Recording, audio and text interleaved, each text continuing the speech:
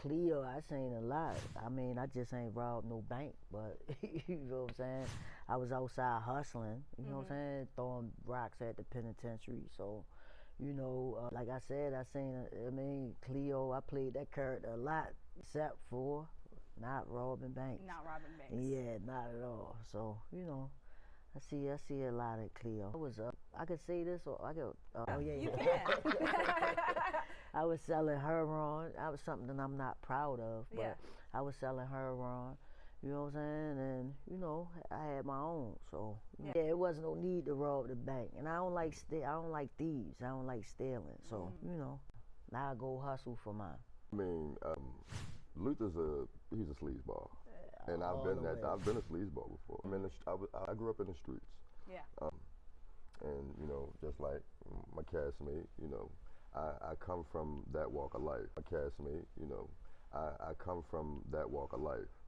So, and I've been a dad since I was 16. So I've had to get out here and do some things I'm not proud of. So, including be a sleazeball. And including be a sleazeball. Because I mean, when you look at it, when you're out here and you're doing certain things, like you're straddling the line of being a sleazeball anyway. So with Luther's a direct sleazeball. You know, like he literally sits and waits until it's his moment. He's literally got pawns. So I think specifically for Ursula, you know, her role was just about loving Cleo. So I love just as she loves anybody that I've ever loved and who I love now.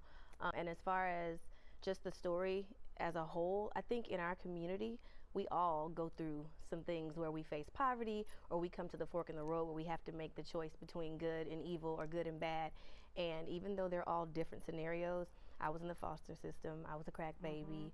So I had to make some choices, or I had to make sure I didn't associate myself with certain people and things so that I didn't adapt what my mother did and repeat those generational curses. You know what I mean? Yeah. So I can relate in that sense. But I think that's what makes it so powerful, is that there are going to be people in the audience who truly identify. For some people, they're just fans. They're like, oh my God, the life, well, I wish I could have lived that. But it is a real life struggle, survival for so many people across the country. Because we come from, you know what I'm saying, we come from the streets, we human beings, we not robots.